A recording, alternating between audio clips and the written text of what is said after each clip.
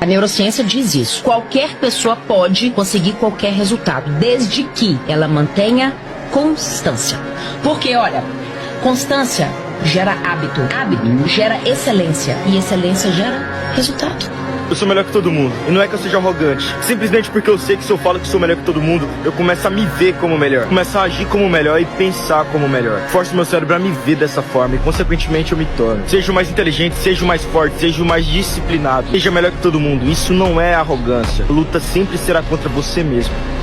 Suas decisões te levarão para algum lugar. A pergunta é: será que eu vou gostar de estar lá? Coloque isso no seu coração. No seu futuro, duas coisas podem acontecer: sorriso ou lágrimas. É você que diz. A mudança que você procura, ela está no sacrifício que você não faz.